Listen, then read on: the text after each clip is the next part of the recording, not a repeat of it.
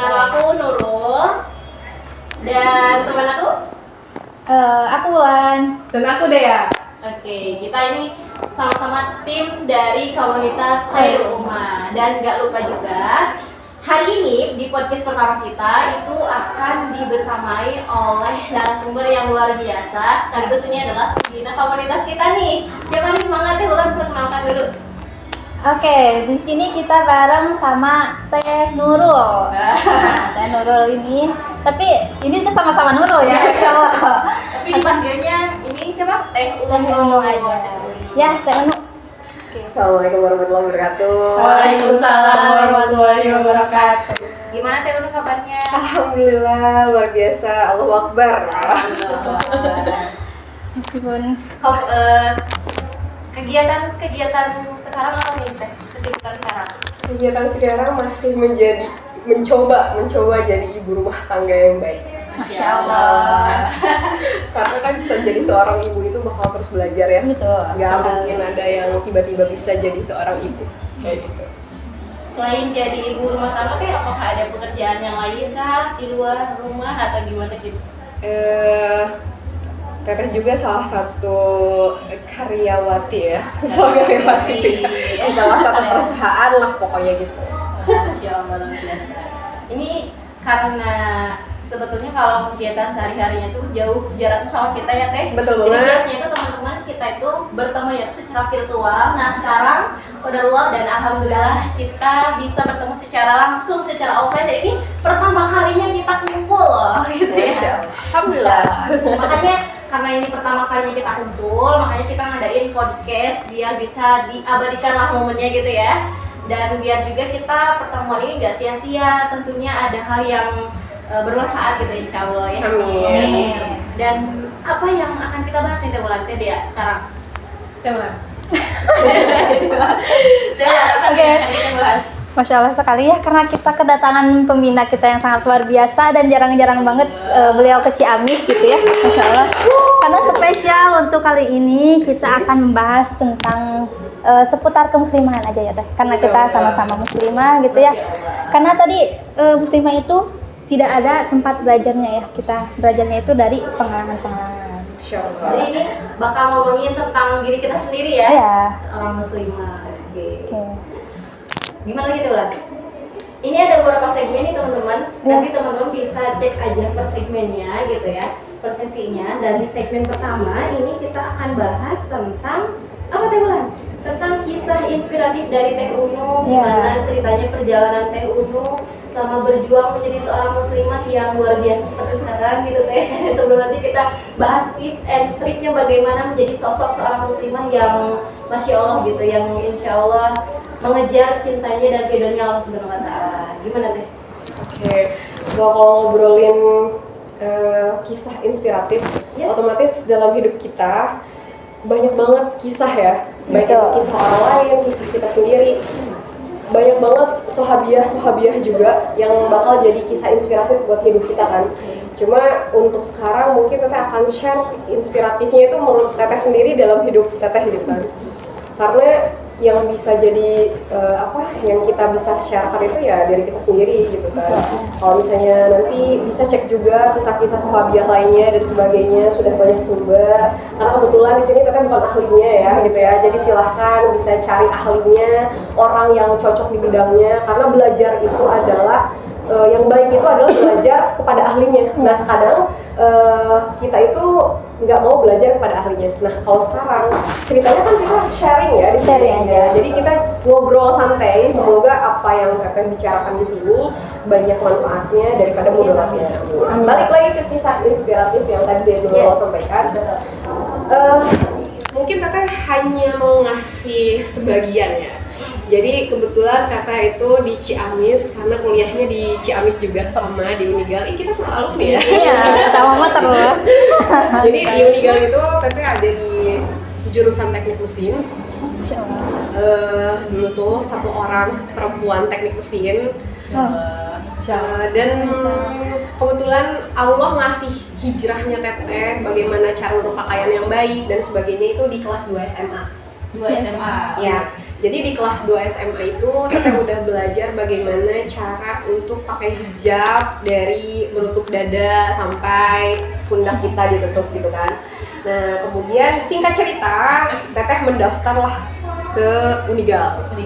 Teteh pernah diusir di kelas. Wah, Kenapa Teteh? tahu nggak sih kalau misalnya Unigal itu apa ya? PMB atau apa yang pertama kali masuk? PKKMB. PKKMB. PKKMB. Kalau dulu Bamba, kalau dulu dulu Bamba. Bamba, ya. Nah dulu zaman Bamba itu Teteh pernah bukan diusir ya, tapi menurut Teteh diusir secara halus gitu. Oh, iya. Kan penampilan Teteh seperti ini. Iya. Nah kemudian ada kakak tingkat Teteh yang bilang, punten kan bahasa Sunda lah ya. Oh, iya. Punten, cina iya mah sanes FKIP gitu. Jadi Oh, itu di depan Teteh. Iya, jadi Teteh itu disangka salah kelas Oh, iya. karena wallahu ya mungkin karena ngelihat penampilan Teteh dan sebagainya. Cuma intinya ada salah satu panitia yang maaf ini bukan FKIP, ini Oh, iya. tuh untuk anak teknik gitu. Nah dari situ Teteh udah ngerasa sakit gitu. Cuma Teteh jelasin sesederhana mungkin bahwa memang ini sudah jelas saya di sini. Kemudian tiba-tiba Teteh duduk khusus bagian teknik mesin kan, duduknya kemudian diliatin sama orang-orang gitu. Dengan penampilan kita kayak gini, ternyata betul banget di zaman Rasulullah bilang bahwa Islam itu akan semakin asing ke depannya. Iya betul. Sampai nanti udah. Ya gitu. Dan otomatis ketika kita sudah menjadi asing, padahal kita juga berpakaian berusaha untuk sesuai dengan ketentuannya. Iya. Cuma ternyata di mata orang lain itu asing. Oh, iya. Apalagi di komunitas seperti apa nih? Gitu kan. Nah kebetulan ya basicnya mungkin dulu di teknik-teknik itu beda cerita. Kalau misal di universitas lain orang-orang teknik tuh dengan pakaian seperti ini sudah banyak. Oh, iya. Nah tapi di kita mungkin di Universitas Galuh kita ngobrolin merek ya jadinya maaf. Oke, Di kampus kita gimana? Ya kampus kita itu ya belum gitu kan, belum terlihat khususnya di bagian teknik gitu. Makanya dengan Teteh berpenampilan seperti ini apalagi di teknik mesin itu menjadi perhatian kayak gitu. Akhirnya di sana Teteh juga bukan merasa lebih baik ya. Kisah inspiratif, semoga inspiratif gitu ya bahwa dengan kita berpakaian seperti ini semoga bisa menjadi filter bagi kita bahwa dimanapun kita berada Allah tuh kan pasti bakal mengawasi kita. Iya. Kayak gitu. Minimalnya lewat penampilan kita. Minimalnya ketika penampilan kita seperti ini kita malu untuk melakukan hal yang tidak baik. Iya. Kayak gitu. Jadi ya itu inspiratif menurut Teteh. Dalam artian ya gimana caranya kita memang dianggap asing di sebuah lingkungan, tapi kita diusahakan untuk istiqomah dengan penampilan seperti ini. Kayak gitu. Meskipun dalam artian Teteh juga masih belajar bagaimana bersikap, bagaimana dengan komunikasi dengan lawan jenis dan sebagainya. Apalagi Teteh satu-satunya perempuan di kelas dan sebagainya kayak gitu. Teteh masih ingat teman Teteh itu kalau misalnya manggil Teteh di kelas kan kursinya itu satu-satu kan biasanya kan. Mereka tuh nggak pernah kayak gini, nu gitu enggak. Oh, enggak. Teteh contohin ya. Oh, iya. Ini pensil, Oh, iya. baru atau pulpen, nu. Oh, Mereka pun juga menghargai Ngerti, Teteh ya. dengan penampilan ini. Makanya Teteh sangat berterima kasih kepada Allah Subhanahu wa taala karena telah melindungi Teteh dari godaan-godaan. Ya pada intinya dengan kita berpenampilan seperti ini, orang lain pun juga bisa ngefilter, oh dia beda. Gitu. Ya. Itu sih jadi pengalaman di kampus lah ya ini yang bisa Teteh ingat sampai sekarang tuh hal kayak gitu. Itu kan berarti Teteh tuh waktu itu jadi minoritas lah Teh ya. Betul banget. Tadi ya apa yang Teteh sampaikan bahwa ketika kita menjadi minoritas itu bakal banyak banget, besar banget tantangannya. Salah satunya Teteh Betul. contohnya kayak diusir secara halus dan sebagainya. Iya benar-benar. Nah bagaimana dalam cara Teteh menghadapi tantangan atau menyikapi godaan-godaan itu, tantangan-tantangan itu gitu Teh sampai sekarang alhamdulillah bisa istiqomah gitu Masya Allah. Salah satunya support keluarga. Support keluarga. Karena jatuhnya gini, kebanyakan ketika Teteh berdiskusi dengan rekan-rekan Teteh, orang-orang yang sedang futur gitu ya, orang-orang yang sedang ada di kondisi sedang di bawah, kadang-kadang akan lama kondisi di bawahnya itu atau kondisi futurnya itu ketika tidak ada support dari keluarga. Terus keluarga di sini bukan hanya keluarga sedarah ya, keluarga yang tidak sedarah, misalnya teman halakoh kita, teman pengajian kita, itu akan melindungi kita gitu. Nah, terus otomatis yang jadi pertanyaan selanjutnya, selain support keluarga udah jelas itu mah dari Allah ya kekuatan. Kita selaku manusia cuma bisa ikhtiar untuk kuat kan. Cuma itu udah jelas pokoknya kuncinya Allah gitu. Cuma di samping itu semua, yaitu tadi support keluarga. Support keluarga itu ya bisa orang tua kita, bisa rekan kita, rekan ngaji kita, apapun itu. Yang jelas support eksternal memang perlu, mau nggak mau kayak gitu. Kenapa yang bisa menguatkan, kenapa bisa istiqomah di lingkungan seperti bla bla. Bukan lingkungan teteh nggak baik ya, nggak. Teteh nggak ngejudge bahwa lingkungan teteh nggak baik. Cuma dalam artian bagaimana caranya teteh bisa istiqomah dengan kondisi teteh gitu kan. Dalam artian tuh istiqomah itu sulit banget karena ya tergoda lah gitu kan dari segala hal, pokoknya gitu kan. Cuma yang jelas ya itu tadi support keluarga udah jelas pasti, dan tentunya ya kita nggak mungkin kuat kalau misalnya Allah nggak menguatkan, betul. Jadi banyak-banyak berdoa semua. Gitu Pak. Lanjut Dewan. Apa nih? Insya Allah tadi inspiratif sekali ya untuk kita sebagai muslimah. Mungkin di luar sana mungkin masih banyak mungkin ya teh yang tidak seberuntung kita mungkin ya, maksudnya tuh kita bukannya merasa baik kita teh ya, Enggak. kita nggak sama sekali merasa baik gitu, cuman kita berusaha untuk istiqomah gitu ya. Ya, nah, tadi tentang kisah inspiratif tadi Teh Unu ya, Insya Allah, tentang bagaimana dia bisa survive di kampusnya gitu. Oke, lanjut ya Teh mungkin ke sharing selanjutnya. Oke, kita langsung masuk ke segmen kedua. Oke, pertanyaan selanjutnya Teh. Oke. Gini, tadi berbicara tentang perkuliahan. Sekarang bagaimana nih cara Teteh berkembang, mengembangkan diri Teteh gitu ya di lingkungan pada saat Teteh ataupun pada saat kuliah ataupun sudah bekerja gitu Teh. Cara mengembangkan diri Teteh seperti apa gitu? Karena ini teteh lagi semangat banget ngobrolin kuliah, mungkin zaman lagi kuliah ya kita ngobrolinnya. Jadi waktu kuliah itu kita pasti selalu ngedenger manajemen waktu. Itu. Ya nggak sih? Itu. Semua orang punya pengaturan manajemennya sendiri ya. Nggak bisa misalnya tuh Dek Nurul ngikutin Teh Unu misalnya, atau Dek Ulan ngikutin Nurul misalnya gitu kan, atau Dek Dela ngikutin Ulan gitu kan, nggak mungkin. Setiap orang itu beda-beda gitu. Tapi cuma Teteh ingin sharing aja manajemen waktu seperti apa sih yang Teteh pakai gitu selama ngampus. Jujur Teteh juga orangnya nggak idealis. Teteh juga ke kampus tuh jarang mandi. Astagfirullahaladzim. Nah ini kan kita juga setiap manusia itu punya kekurangan, ada kelebihan yang harus kita evaluasi kan depannya. Dan Teteh baru sadar ternyata zaman kuliah itu banyak hal yang perlu Teteh evaluasi yang tidak Teteh sadari, gitu kan. Hal salah satunya adalah itu. Jadi karena terlalu capek dan sebagainya, so anak teknik gitu ya, dengan banyaknya tugas dan sebagainya, manajemen waktu yang amburadul, itu ngebuat akhirnya tuh ya mengurus diri sendiri aja nggak bisa. Gitu loh. Ini pembelajaran buat teman-teman gitu ya, bahwa sebelum kita ngelakuin sesuatu, kalau misalnya kitanya juga nggak diurus, ya kesananya pun juga akan berantakan gitu. Diri sendiri aja nggak diurus. Ini Teteh lagi ngobrolin diri sendiri ya dulu gitu. Sampai ke kampus tuh nggak mandi dan sebagainya, karena aduh udah masuk jam 7, dosen udah ada jam 7 gitu kan. Sedangkan dari rumah ke kampus kurang lebih 40 menit perjalanan dan sebagainya gitu kan. Udah kayak pusing sendiri gitu loh. Akhirnya nggak mandi ke kampus, di kampus juga maunya tiduran terus gitu kan, kayak nggak semangat dan sebagainya. Tapi ya itu tadi, ternyata Allah kasih pertolongannya itu lewat teman-teman yang mau belajar. Jadi ketika Teteh ngeliat teman-teman Teteh yang benar mau belajar, ya Teteh juga pengen belajar. Karena kan nggak semua orang di kampus itu pingin belajar ya. Ada yang, aduh nauzubillah, cuma ada yang pingin dapat gelar dan sebagainya gitu kan. Ya cuma di sini semoga lingkungan kita itu yang benar-benar mau belajar kayak gitu. Kayaknya itulah pokoknya. Jadi dari semua itu bagaimana caranya kita adalah urus dulu diri sendiri, baru urusan kedepannya insya Allah itu bakal lebih baik. Salah satunya apa? Ya amalan hariannya dijaga. Amalan ilmiah. Betul sekali. Amalan ilmiah ya. Kan kita sudah, maksudnya hal-hal dasar yang udah jelas, sholat wajibnya, kemudian sebenarnya hal sunnahnya dan sebagainya, hal kebersihannya juga gitu loh. Nah ini yang jadi evaluasi Teteh, ternyata di zaman kampus dulu banyak hal yang teteh lupakan gitu. Teteh tetap melakukan ibadah gitu, tapi ternyata teteh lupa terhadap diri teteh sendiri. Teteh lupa memaafkan diri teteh sendiri, teteh lupa dengan berterima kasih kepada teteh sendiri gitu kan.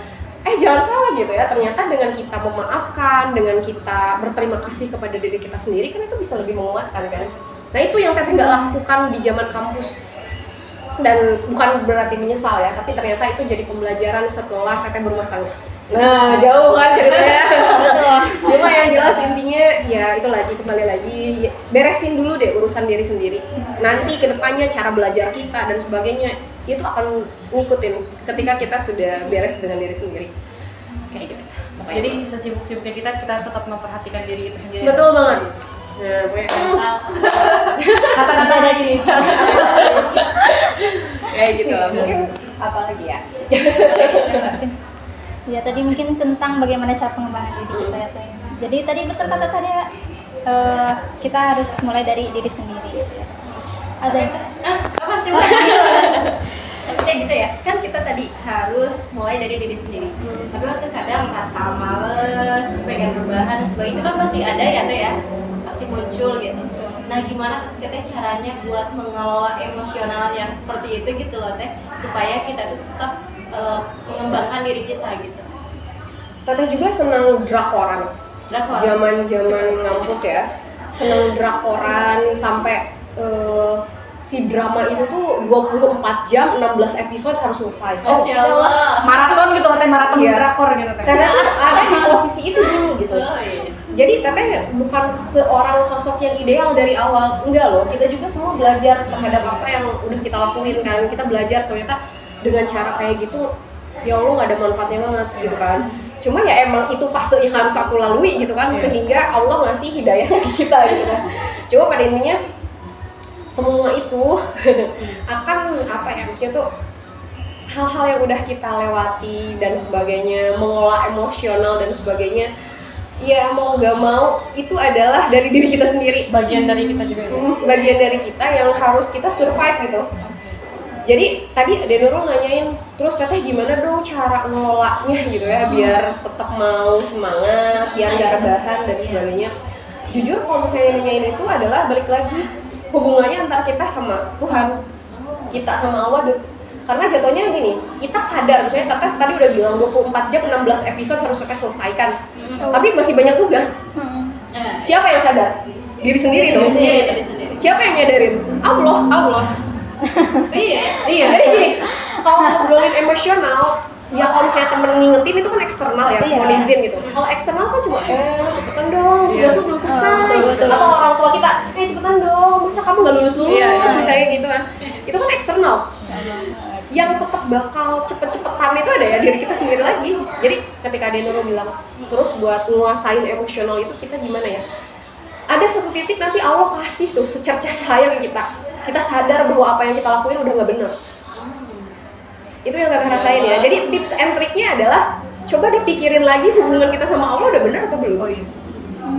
Kayak gitu. Jadi karena jatuhnya orang tua kita, teman kita di sekeliling kita, meskipun Teteh bilang di awal yang jadi support Teteh adalah keluarga, balik lagi kan bahwa itu semua nggak bakalan terjadi kalau tanpa ada ridho Allah, tanpa ada pertolongan Allah. Allah yang mampukan gitu. Itu sih. Jadi kalau misalnya tadi ngelola emosinya kayak gimana? Ternyata ya Allah ngasih titik cahaya buat kita sadar bahwa apa yang kita lakukan itu udah nggak benar. Cuma buang-buang waktu gitu. Ya betul. Tidur, ya Allah itu tidur nikmat banget waktu zaman ngerjain skripsi. betul kan? Ya Allah. Bab satu aja susah banget. Betul. Karena apa? Karena cuma males tidur. Bener kan? Tapi ya itu tuh fase yang ketika kita lewatin, ya kita kan dapat hidayahnya. Ya pokoknya nikmatin aja. Dalam artian tuh nikmatin ya. Dalam artian kita harus tetap sadar bahwa kita butuh pertolongan Allah gitu. Tapi kita jujur ya, meskipun kita tuh rebahan ya, tapi tugasnya tuh Nggak tenang ya? masih pikiran ya Allah ini. Jangan sampai ke bawah mimpi gitu ya. Betul kan? Ya pada intinya kan balik lagi ya bahwa ternyata emang kita tuh nggak bisa apa-apa kalau misalnya nggak ada pertolongan Allah. Betul. Ya Allah, iya. Insya Allah iya benar. Itu aja sih kalau dari saya. Jadi kalau misalnya Nurul bilang cara untuk ABCD-nya itu ya balik lagi bagaimana Allah itu memampukan kita. Oke, jadi kesimpulan segmen kali ini untuk pengendalian diri, kita balikan lagi ke diri sendiri. Intinya kita jangan lupakan diri sendiri. Dan perbaiki juga berarti Hubungan kita dengan sosok kuasa. Oke. Lanjut. Lanjut kita ke segmen ketiga. Tentang apa nih? Jadi di segmen ketiga ini kita akan membahas tentang pengembangan karir dan bisnis dari Teh Unu. Masya Allah. Gimana nih Teh? Jadi apa ini gimana? Jadi gimana? Oke, apa yang mau Gimana ditanyain? sih selama ini Teh Ulu mengembangkan karirnya dan juga bisnisnya di tengah kesibukannya sebagai ibu rumah tangga, gimana Teh cara mengelolanya gitu, memanagenya? Gimana Teh? Tantangan banget buat muslimah gitu. Ya. Jujur aja, kalau misalnya dalam bahasa Sunda kita tuh nggak bisa ngarangku kelong. Jadi maksudnya tuh kita nggak bisa nggak bisa semuanya tuh digenggam gitu. Harus ada yang dikorbankan salah satu, harus ada yang dikejar salah satu dan sebagainya. Working mom, kemudian ibu rumah tangga yang baik dan sebagainya, ataupun jadi entrepreneur dan sebagainya, itu kan adalah sebuah resiko ya bagi seorang muslimah. Nggak mungkin ujuk-ujuk muslimah tiba-tiba sukses, itu kan nggak mungkin, semuanya ada perjalanannya. Cuma yang jelas kalau misalnya ketiganya kita bisa laluin, why not? Biasanya kan kayak gitu ya, why not? Jadi pertama kalau misalnya terkait pengembangan karir, di sini pertama adalah Teteh, karena sekarang Teteh sudah berumah tangga, itu berarti kita harus dapat izin dari suami. Apakah kita harus berkarya? Di sini kita bukan untuk menghidupi keluarga ya, karena yang menghidupi keluarga itu adalah suami, titik gitu. Betul. Ini untuk bekal ya. Jadi Teteh itu ketika izin sama suami adalah boleh nggak saya berkarya. Terus suami Teteh bilang emang kamu harus berkarya bukan untuk menghidupi keluarga tapi untuk pengembangan diri kamu sendiri. Jadi ini pentingnya kita cari orang yang sepupu. Menurut Teteh nggak sepupu ya, karena Teteh nggak kurang setuju dengan pernyataan kita harus sepupu. Iya, karena banyak. Karena menurut Teteh adalah malahan yang Teteh apa ya, maksud itu yang Teteh sarankan adalah carilah yang setara. Ya, setara. Bukan sekufu ya, mohon izin. Dalam artian tuh sekufu, kalau sekufu agak berat menurut Teteh. Karena banyaknya hal yang menjadi perbedaan. Anggap loh dua kepala kita harus satuin kan, susah banget. Yang minimalnya setara. Dalam artian tuh setara tuh gini. Bukan berarti dia suka merah, kita harus suka merah. Tapi kalau setara itu adalah ketika saya suka merah, dia menghargai saya suka merah.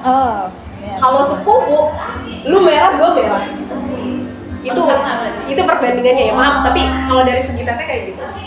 Dalam artian kenapa harus setara? Karena tentunya sedih kita nggak dianggap manja kan, iya kan, gitu loh. Terus percayanya diri kita bukan dianggap emosional atau terlalu percaya diri gitu kan. Kalau misalnya pasangan kita setara, dia kan support kita terus. Kayak gitu, makanya dalam karir Teteh, selama suami Teteh mengizinkan, misalnya tuh saya mau lanjut nih pekerjaan di sini, boleh nggak ya? Silakan Pak. Kalau misalnya mau berkarya gitu, jadi bukan kita menghidupi, karena kalau misalnya untuk menghidupi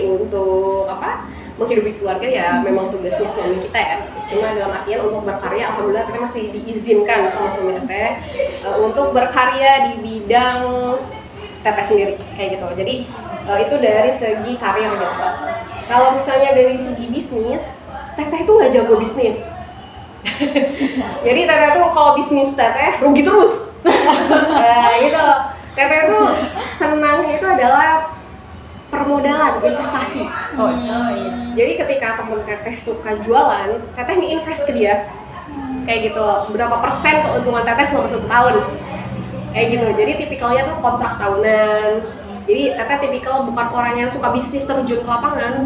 Karena dari SMA, kuliah, Teteh bisnis, jualan ABCD rugi mulu, nggak bisa bisnis gitu. Tapi ternyata pas Teteh tahu celahnya, ternyata celah Teteh itu bukan bisnis untuk Teteh terjun di lapangan, tapi ya itu tadi, bisnisnya itu permodalan. Bagaimana caranya Teteh ngelola, Teteh punya uang segini, bisa balik modal selama setahun segini gitu.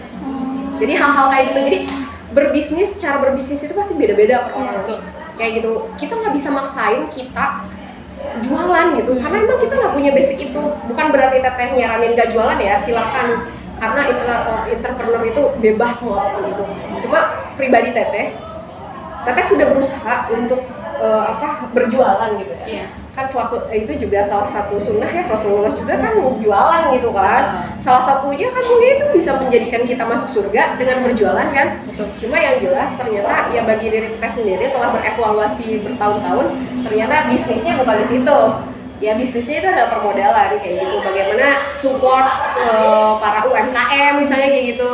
Setelah kita punya kontraknya, yaitu tadi selama setahun Anda mengembalikan modal dari saya, misalnya gitu. Setelah 2 tahun selanjutnya mereka ada keuntungan misalnya 5%, 10%, ya keuntungan itu harus buat saya. Kayak gitu. Jadi ya itulah cara berbisnis yang berbeda. Mungkin sekarang belum kepikiran ya. Silakan nanti dinikmatin. Kayak gitu lah. Ada beberapa lah kayak gitu. Jadi ibu rumah tangga, karir, entrepreneur, silahkan gitu ya. Apalagi seorang muslimah harus aktif gitu ya. Jadi jangan sampai ada kalimat ketika sudah berumah tangga nggak bercahaya lagi misalnya kayak gitu. Nggak ada cerita kayak gitu. Karena kalau misalnya sudah berumah tangga, suami kita support, pasti bakal lebih bercahaya.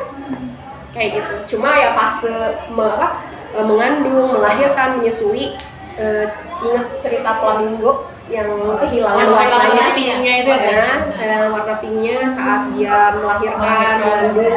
Itu mungkin bisa terjadi ke kita karena hormon, mungkin ibu bidan lebih tahu ya, hormon-hormon seperti itu dan sebagainya. Itu bisa meredupkan diri kita, bukan berarti ya karena kita menanggung sesuatu di perut kita, jadi kita harus lebih fokus ke dalam kan gitu.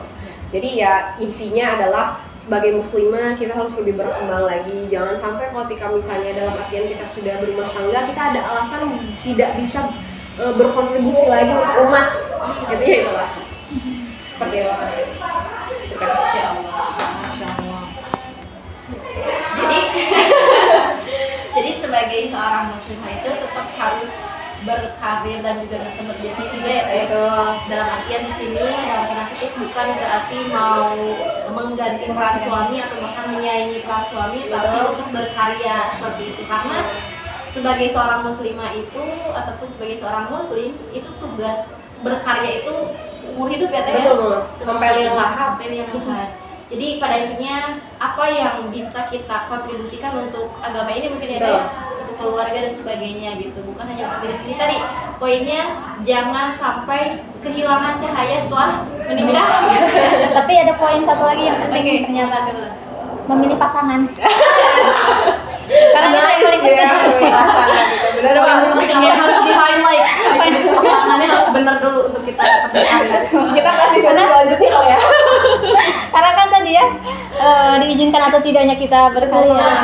Harusnya setara. Betul. Ya. Yes. Yes, sekarang semua kita sudah sampai di segmen keempat. Tentang apa? Tentang apa nih Kak segmen keempat? Komunikasi. Yes, dan relationship. Oke, tadi kan udah berbicara tentang bisnis, karir, terus berkarya dan sebagainya nih ya teman-teman. Nah, di samping itu, selain kita selama proses kita berkarya, berbisnis, berkarir dan sebagainya itu tentunya harus ada relasi ya. Nah, ini akan dijelasin nih sama Teh Unu gitu ya tentang relationship dan juga tadi apa? Komunikasi yang Gimana cara komunikasi baik itu yang seperti apa sih biar kita tuh bisa berhasil ataupun sukses dalam berkarya gitu Teh. Oke, mungkin ini ada sesi 1, sesi 2. Sesi 1 itu adalah relasi ketika kita single. Ketika kita ya masih sendiri. Cara bagaimana kita relasi, mencari relasi, kemudian cara kita berkomunikasi saat kita sendiri. Dalam artian tuh belum ada pasangan ya. Karena jatuhnya ketika kita sendiri, kita adalah tanggung jawab orang tua kita. Apalagi kita seorang perempuan, ya itu dulu nih. Kita adalah sebagai tanggung jawab orang tua kita. Jadi di sini kita harus menjaga marwahnya orang tua kita. Kemudian bagaimana caranya kita berkomunikasi dengan baik dengan orang tua kita. Jadi hal dasar yang bisa kita cek ketika kita melihat orang lain yang akan jadi relasi kita, ketika dia berkomunikasi dengan orang tuanya. Ketika dia berkomunikasi dengan orang tuanya baik, dia akan punya relasi yang baik dengan siapapun. Ini hal dasar yang selama ini Teteh rasakan ya, selama zaman SMA, SMP, sampai sekarang lah ya, maksudnya tuh kelihatan orang-orang yang bisa berkomunikasi dengan baik dengan orang tuanya, mereka kemungkinan besar akan mendapatkan relasi yang baik juga. Dalam artian relasi di sini adalah baik itu relasi pekerjaannya, relasi di sekolahnya, kalau misalnya lagi zaman-zaman sekolah, relasi di kampusnya dan sebagainya. Salah satu contohnya mungkin adik-adik ini, karena adik-adik ini sudah berkomunikasi dengan baik dengan orang tua, akhirnya kan kita bisa berelasi kan. Nah, ini hal-hal kayak gini lah, hal-hal kecil seperti ini. Hal dasar ketika kita mencari relasi yang Teteh selalu cek adalah bagaimana mereka berkomunikasi dengan orang tua, karena kita bisa cek meskipun kita baru bertemu misalnya dan sebagainya, cara komunikasinya baik, oh berarti bukan berarti menyimpulkan semata-mata ya, cuma dalam artian ketika dia berkomunikasi baik dengan kita, berarti semoga dia juga berkomunikasi dengan baik orang tua, dengan orang tuanya, kayak gitu. Itu hal kecil lah ya yang bisa kita cek. Kemudian cara berkomunikasi berkaitan dengan komunikasi itu, ketika relasi kita sudah bagus, otomatis kita bisa cek, oh komunikasinya emang better gitu. Karena kalau memang misalnya kitanya tidak satu fikroh atau tidak satu tujuan, kita juga akan memberhentikan komunikasi itu. Betul Gitu. betul sih. Teteh tuh nggak ngebenci orang, tapi kalau memang misalnya Teteh sudah tidak oke komunikasinya, Teteh cut off. Kayak gitu. Karena ya kenyamanan kita untuk menjalani hidup ini lebih lebih berharga daripada kita harus menghargai semua orang yang belum tentu bisa menghargai kita. Betul. Jadi kenapa Teteh pakai sistem cut off ya? Bukan kita membenci orang itu, tapi kenapa saya Teteh memotong komunikasi, jalur komunikasi itu adalah hal yang baik untuk Teteh menurut Teteh. Kayak gitu. Jadi itu work banget ya Teh, bekerja banget di Teteh. Karena ketika Teteh udah cut off, Teteh bisa berkembang lagi lebih jauh. Nah, hal itulah pokoknya itu pas lagi single ya, beda cerita kan, ini pas lagi single. Beda cerita ketika kita udah punya relasi, ini relationship lah, ketika kita sudah punya pasangan. Kok jadi nggak pasangan pada ini banget ya, mau nyatet nih, bentar lagi mau nyatet ya. Kita pengen mendengarkan banget sisi pasangan ini. Fokus gitu Teh. Sudah deh. Khusyuk ya. Kalau sisi pasangan itu ya mau nggak mau dia yang akan membuat kita sukses atau enggak dalam hidup ini. Garis bawahi deh. Tadi pasangan deh. Karena jatuhnya kalau memang kan capek ya deh kalau misalnya kita tuh kitanya ngasih cinta banyak misalnya gitu, besar banget, tapi pasangan kita nggak ngasih apa-apa, capek nantinya gitu loh. Jadi relasi di sini pun juga yang perlu kita selesaikan selain tadi relasi awal pas kita lagi sendiri. Itu tadi ketika relasi setelah punya pasangan atau sebelum punya pasangan, ya tuh cek dia setara enggak ya sama kita gitu. Setara di sini adalah minimalnya dia itu disetujuin sama orang tua kita. Kalau orang itu udah nggak disetujuin sama orang tua kita deh, ya Allah menurut Teteh ya udah deh nggak usah. Karena ridho orang tua, apalagi pas karena kan kita muslimah, kita itu kan perempuan gitu ya. Perempuan itu mau nggak mau masih jadi tanggung jawab orang tua sebelum kita menikah gitu loh. Jadi ketika orang tua kita bilang nggak boleh, takutnya nggak barokah misalnya dan sebagainya, dengerin orang tua deh. Tapi ada Teteh pernah diskusi sama kita Teteh, gue nggak disetujuin orang tua gue hidup nyaman-nyaman aja. Kan ada yang kayak gitu. Iya. Wallahu a'lam. Dia kan bilang kayak gitu di depan kita. Di belakangnya kita nggak tahu emosionalnya terganggu atau tidak. Dengan dia terus bilang kepada orang lain, saya baik-baik aja tuh tanpa ada persetujuan orang tua. Saya baik-baik aja tuh dengan tidak diridhoi orang tua untuk menikah. Itu udah kelihatan berarti beliau sedang sakit. Sakitnya itu hati kan berarti. Di dalam berarti ya. Di dalam bukan berarti sakit apa gitu. Karena dalam artian tuh yang kenapa Teteh menekankan relasi nih, relasi kita ngobrolin relasi sama komunikasi. Karena di sini takutnya pendengar kita banyaknya yang masih single, makanya Teteh ngasih tahu di garis bawah lagi. Relasi paling better itu ketika kalian cari jodoh ya minimalnya disetujuin sama orang tua. Jangan nentang orang tua karena takutnya jadi capek nanti. Restu orang tua berarti ya. Ya, restu orang tua itu paling restu orang tua. Makanya Teteh masih ingat dari Teteh kan nggak pacaran ya, dari SMA gitu kan, dan sampai menikah tuh nggak pacaran. Jadi Teteh suka woro-woro ke teman-teman Teteh bahwa kalau lu berani datang ke rumah, gitu. Masya Jadi, kalau lu berani datang ke rumah, gitu. Jadi yang nggak ada cerita kita ketemuan di luar, tapi Iya. lu harus ke rumah orang tua karena yang akan mengizinkan itu adalah bapak, gitu kan, adalah ayah saya, gitu. Ya ternyata itu terjadi dalam hidup saya. Gitulah ceritanya. Pada intinya itu aja, relasi, komunikasi ya balik lagi ke sana. Intinya hubungan antara kita sama orang tua itu menentukan segala halnya. Segala hal kita untuk kedepannya ya. Teh. Iya. Kayak gitu. Jatuhnya ya karena mau nggak mau kita adalah seorang muslimah yang menjadi tanggung jawab orang tua kita. Kemudian nanti kita juga tanggung jawab suami kita. Makanya perempuan itu kenapa banyak di neraka tapi paling gampang di surga coba? Banyak di neraka, tapi gampang di surga. Paling gampang di surga. Ayo, Iya. apa? Menurut ada apa ya? Ayo kita diskusikan, ini cerita aja diskusikan. karena ridho ridho suami mungkin. Ya jadi kenapa perempuan itu banyak di neraka tapi paling mudah ke surga? Pertama, kenapa dia saya juga perempuan ya.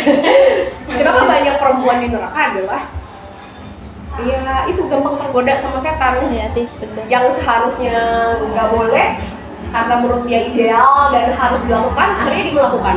Padahal ada pakem-pakem tertentu untuk muslimah. Iya. Ridho orang tua, ridho suami. Nah pakem-pakem itu yang dia nggak pakai. Akhirnya banyaklah orang-orang perempuan di neraka. Bukan hanya hubungan antara dia dengan Tuhan, tapi ya karena muslimah itu punya pakem, dalam artian tuh dia harus ada ridho orang tua, dia harus ada ridho suami dan sebagainya.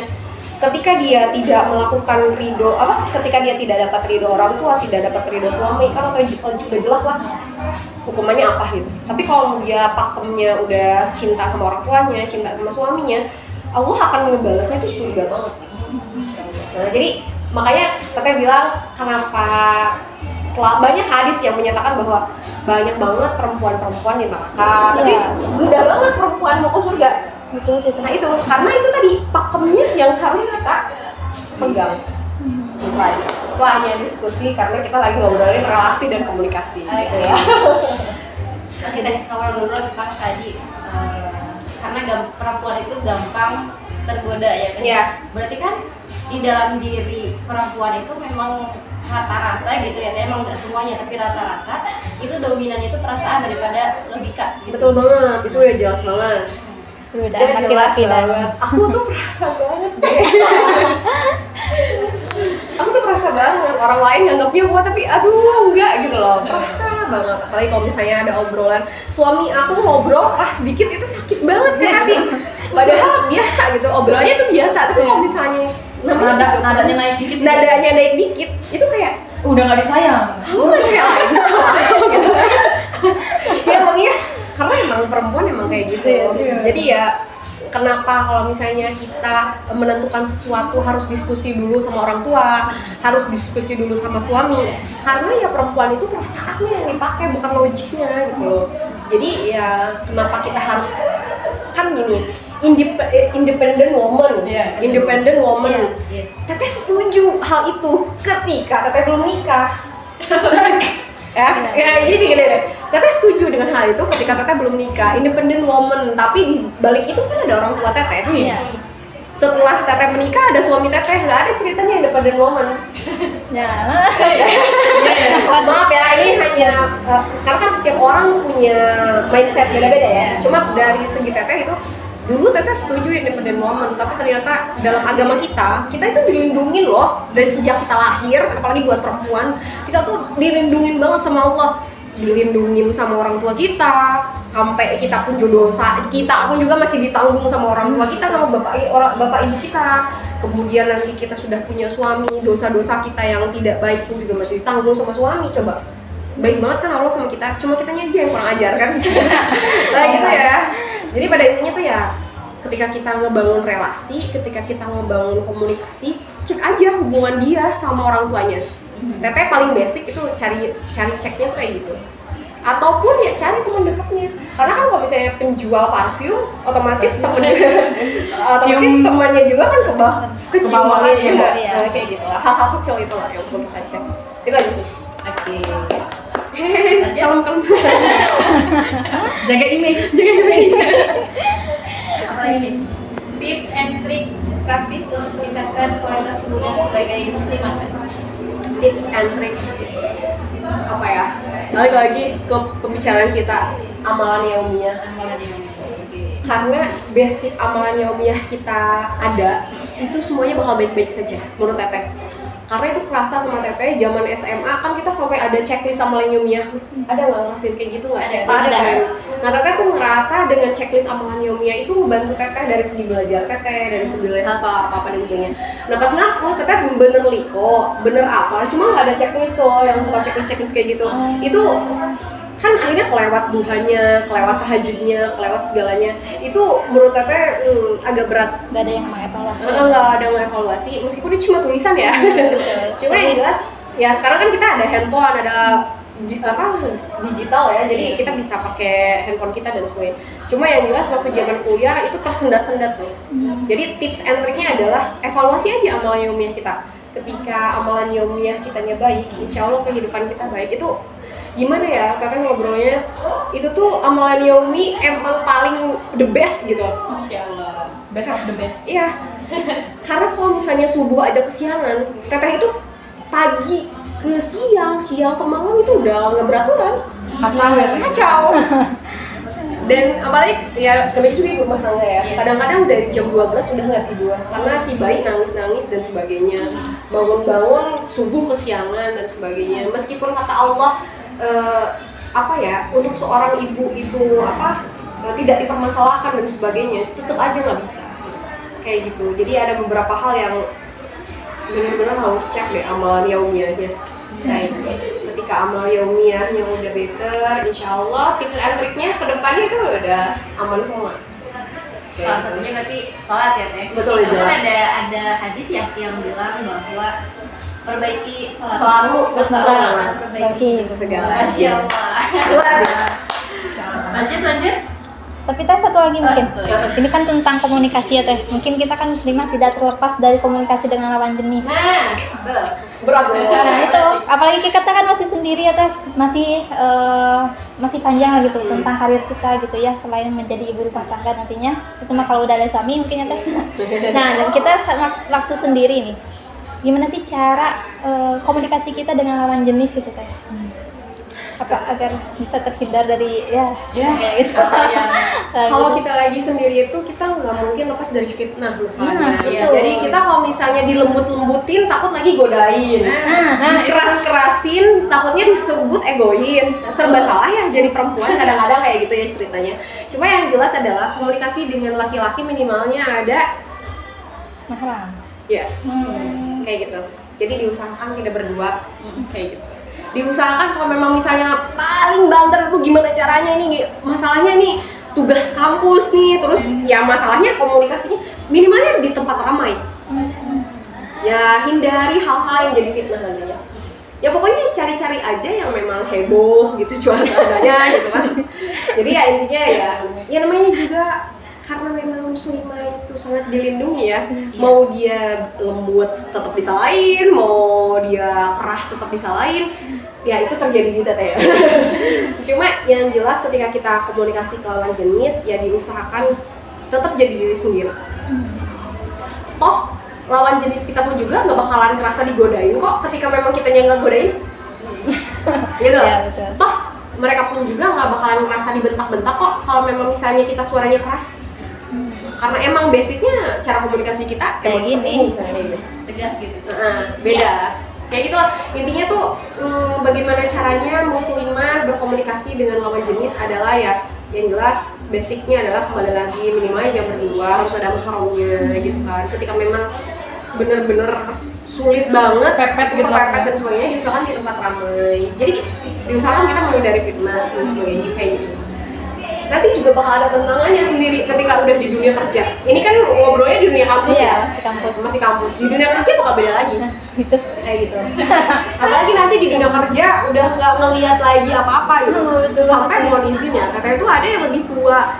Kan namanya juga di project ya. Ada bapak-bapak yang seumuran sama bapak teteh. Tapi kan teteh pengawas lapangannya. Teteh harus profesional, bukan berarti teteh tidak menghormati yang lebih tua. Tapi kita lagi kerja. Nah, hal-hal kayak gitu udah itu ya akan kadang-kadang berdampak. Ini saya muslimah, tapi saya juga seorang profesional.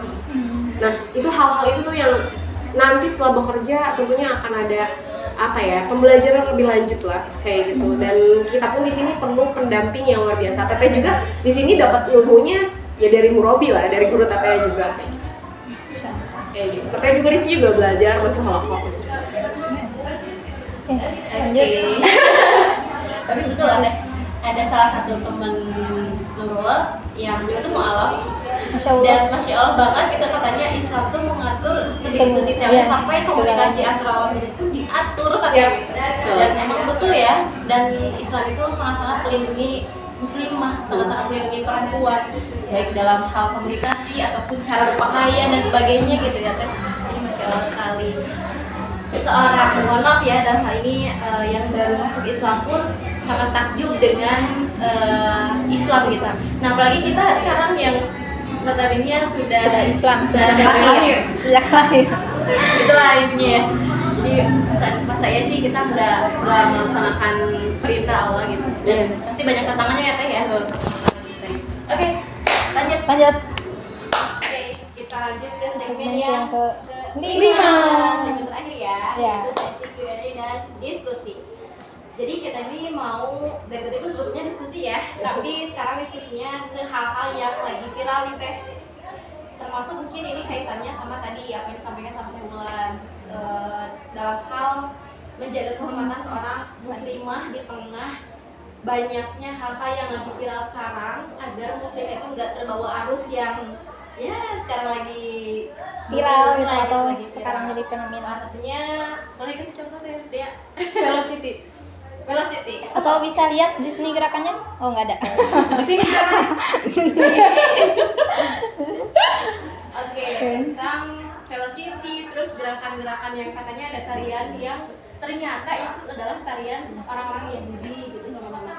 Nah itu sebetulnya boleh nggak sih gitu, walaupun secara jelas dan secara nyata udah kita ketahui nih, salah satunya tadi tarian yang minta THR yang Ah, tarian Yahudi ya. gitu. Nah itu kan udah jelas ya ceritanya itu adalah tarian orang-orang Yahudi gitu.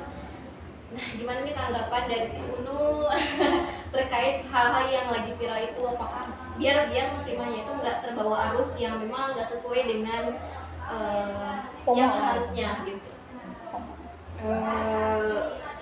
Gimana ya ngobrolnya? Kita kan hidup di era digital. Oke. Teteh pernah baca satu kalimat kayak gini bilangnya, negara kita sekarang ketika mengkritik aja nggak punya ilmunya, gitu loh. Gimana yang benar? Ya jadi mengkritik aja dia nggak ada ilmunya gitu. Gimana hal yang benar gitu? Hal kayak itu dulu ya.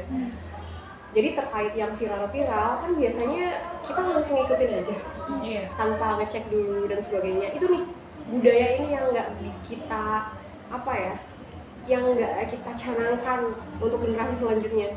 Jadi kalau misalnya di negara kita mulai ada filtrasi gitu ya, dalam arti itu filternya itu adalah ketika ada sesuatu kita cek dulu dari mana sumbernya dan sebagainya kayak gitu.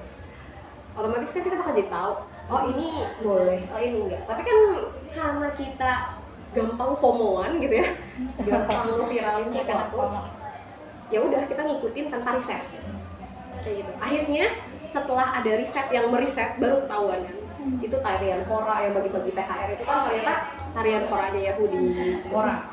Bukan berarti kita menampakkan ketidaksukaan kita terhadap suatu kaum ya, karena kan semua kaum juga punya apa ya, punya alirannya sendiri lah ya. Cuma yang jelas pada intinya selama itu menurut aku tidak baik gitu ya, tidak baik, diusahakan jangan diikutin. Itu kan. Kemudian yang terkait Velocity itu satanik ternyata. Satanik. Oh. Jadi kalau misalnya teteh diskusi sama teman-teman teteh dan sebagainya, gerakan-gerakan di Velocity dan sebagainya itu satanik. Jadi ya coba dicek aja lah banyak kok sekarang ketika kita mau baca, ketika kita mau riset, ketika kita mau diskusi, banyak hal-hal yang viral, cuma viral aja tanpa ada riset. Nah, kita sebagai muslimah otomatis di sini kita belajar bahwa seorang muslimah harus ngeriset dulu nih sebelum kita mengikuti sesuatu hal. Kayak gitu. Di sini pun Teteh ngobrol kayak gini, semoga tidak menjadi dosa bagi Teteh sendiri, karena Teteh juga pernah melewati fase itu. Dalam artian fase apa Teh? Ya, FOMO-FOMOan gitu ya. Kayak Teteh masih seneng Harry Potteran kayak gitu ya. Sebenarnya kan nggak boleh gitu kan dan sebagainya. Makanya doain semoga berkurang nih yang kayak gitunya gitu kan. Kemudian masih suka, ya Allah, dulu zaman dulu ya, Allah ngeri banget ya, zaman album BTS-an gitu ya. Alhamdulillah. Tuh, foto-fotonya masih ada belum tuh? Ada banyak, semuanya albumnya masih ada, semuanya ada di rumah.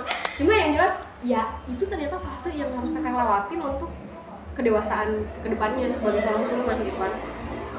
Banyak kan gitu ya para fan-nya Korea, fan-nya Harry Potter dan sebagainya gitu, fans-fansnya mereka yang akhirnya berhijrah. Ya banyak hal lah yang dulunya FOMO-FOMOan dan sebagainya, kemudian Allah kasih hidayah, akhirnya berhijrah. Jadi di sini masalah yang viral-viral, kita nggak bisa ngejudge orangnya. Mungkin orangnya nggak tahu. Betul, bisa jadi ya. Ya, mungkin orangnya nggak tahu bahwa itu nggak baik dan sebagainya. Nah setelah dia tahu kan dia juga langsung hapus. Kayak salah satunya yang Gilby, tahu nggak? Iya. Gilby gitu yang itu. AI, Iya. Kemarin sempet pakai juga. ya kan? Banyak banget yang udah kepakai filternya. Emang kenapa itu kan nggak boleh pakai sebagainya. filter Ghibli? Ya, yang punya karya tidak ridho gitu loh, dalam artinya tuh yang punya karyanya tidak sangat menentang AI. Kayak gitu. Untuk menghargai karyanya ya minimalnya kita nggak pakai AI. Ya muslimah juga kan saling menghargai. Kayak gitu. Dengan cara menghargai karya-karya orang dan sebagainya. Jadi intinya yang lagi viral-viral, coba kita sebagai seorang muslimah, kita cek dulu kenapa ya bisa viral, kenapa ya saya harus menggunakan ini karya siapa ya gitu. Hal-hal yang kayak gitu, karena seorang muslimah itu pasti akan mencari tahu gitu. Nggak langsung terjun bebas gitu, tapi dia bakal cari tahu dulu kayak gitu. Makanya kenapa Teteh suka berdiskusi dengan dengan kawan-kawan lah. Kenapa sih perempuan itu harus berpendidikan? Kenapa sih perempuan itu harus lanjutin sekolah misalnya kayak gitu? Kenapa sih perempuan itu harus sekolah padahal kan balik lagi ke dapur, balik lagi jadi ibu rumah tangga dan sebagainya. Yang perlu digarisbawahi di sini, kita akan menjadi seorang ibu. Dan ketika kita menjadi seorang ibu, itu akan terlihat bedanya ketika ibunya memang mau belajar dan ibu yang tidak mau belajar. Dan itu bakal berdampak pada anak kita. Ya, makanya ya jangan sia-siain pendidikan ketika memang Allah kasih kesempatan kita buat sekolah, baik itu kuliah, baik itu apapun, selama orang tua kita support, ada beasiswa dan yang lainnya, why not kita ikutin gitu. Jadi buat teman-teman yang mendengarkan gitu ya, semoga Allah memberikan kemudahan untuk kita sebagai muslimah diberikan pendidikan yang baik. Amin. Kayak gitu. Karena ya itu tadi, kita bakal jadi seorang ibu gitu loh. Bukan hanya seorang ibu, baik itu ibu bagi anak kita yang keluar dari rahim kita, dan ibu bagi untuk semua orang gitu yang ada di lingkungan kita nantinya. Itulah intinya. Balik lagi ke viral, jadi pada intinya kita nggak usah ngejudge orang, karena mungkin aja orang tersebut juga nggak tahu karena dia nggak ngeriset. Akhirnya kita di sini selaku muslimah, selaku orang yang mau tahu gitu ya, harus ngeriset dulu kayak gitu. Begitu aja. Karena muslimah itu rahim kehidupan. Betul banget. Oke, ada lagi teman? Ada yang ingin diskusikan. Mungkin sekarang info, ini sudah berseliweran juga sih ya. Jadi mungkin teman-teman juga pernah lihat bahwa terkait velocity itu, sign kayak gini, mohon maaf aku nunjukin, sign kayak gini adalah di anak-anak Gaza, mereka tidak memperbolehkan itu. Kenapa? Karena sign seperti ini adalah kemenangan yang dilakukan oleh Israel. Jadi bentuk tangan seperti ini adalah bentuk Ya Allah. kemenangan yang dilakukan oleh Israel. Jadi ketika Israel sudah melakukan pengeboman ke Gaza dan sebagainya, mereka kan melakukan sign ini. Makanya kenapa tidak diperbolehkan, maksudnya ketika orang Indonesia ngajak TikTokan ke anak-anak Gaza, ayo dong kayak gini gitu. Ada kok videonya, bisa dicek. Itu anak Gaza tidak mau. Tidak, itu yang dilakukan oleh laknatullah Israel. Iya, sakit hati banget ya Allah. Ya. Jadi mungkin ya itu tadi, karena kan kita nggak riset. Iya. Nah, coba kalau misalnya kita riset, kita coba cek sosmed, karena kan sosmed yang udah ada di kita itu sudah bercampur baur dengan segala hal. Iya. Kita bisa memfilter sosmed kita adalah ikuti yang memang kita mau ikuti. Iya, sumpah. Ketika kita sampai Teteh tuh ngeriset Instagram Teteh terus-terusan, karena kok muncul ini lagi ya, kok muncul ini dulu. Nah di Instagram itu bisa kita ngeriset. Jadi ngeriset pencarian kita biar lebih aman lagi, balik lagi ke awal. Jadi dia tuh bakal munculin apa yang kita ikutin doang. Jadi Algoritmanya bakal beda lagi. Nah ini mungkin bisa jadi bermanfaat nih bagi teman-teman yang udah bingung kok Instagram aku kayak gini lagi ya misalnya gitu. Udah aneh-aneh munculnya. Terus kalau misalnya TikTok aku kok misalnya yang punya aplikasi TikTok, kok TikTok tuh jadi aneh-aneh lagi. Nah itu sebenarnya gimana kita, teknologi itu diciptakan untuk dikontrol sama kita, bukan teknologi yang kontrol kita dong. Iya. kayak gitu. Tapi tadi pernah baca kan waktu kalau misal lagi wisuda tuh suka suka berdaya gitu kan, kado kamera tuh suka gini tuh katanya I love you. Iya, gitu. Teh, itu Nah, I love itu gimana Teh? Ya, wallahu ya, cuma silakan aja. Cuma intinya Teteh nge-share nih, berbagi lagi. Ternyata di anak-anak Gaza, sains ini tuh mereka tuh sudah muak, mereka sudah capek gitu dengan sains-sains seperti itu. Oh iya, Nah, nanti ini- anak-anak luar biasa kan kayak Iya, I love you artinya Teh. Balik lagi kan dikembalikan lagi ya, kita pakainya apakah untuk sains Iya ketika sih. kita berkomunikasi dengan orang, Iya. ya betul-betul. atau untuk apa? Nah, mungkin ya ini hanya pengetahuan lebih lanjut nih gitu kan.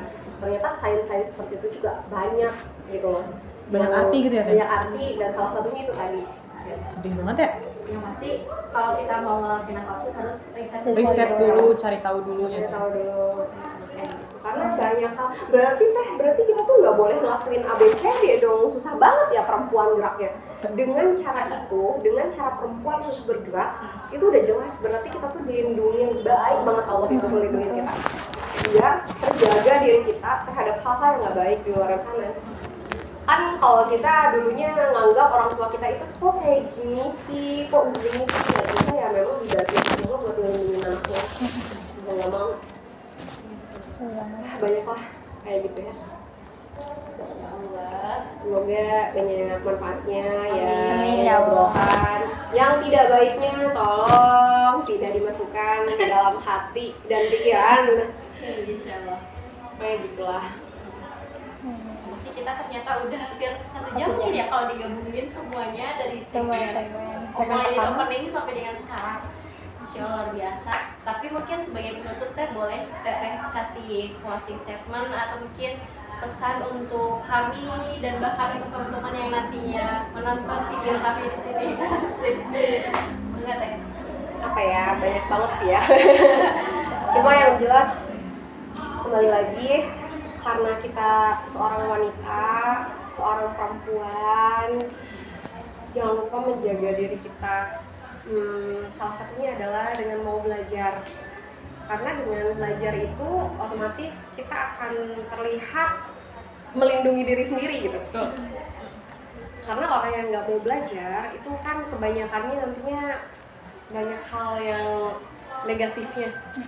Orang-orang yang udah nggak mau belajar itu udah bebel, nggak mau dikasih tahu.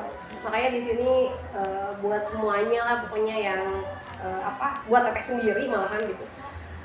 Ayo kita belajar sampai yang lahat. Gitu.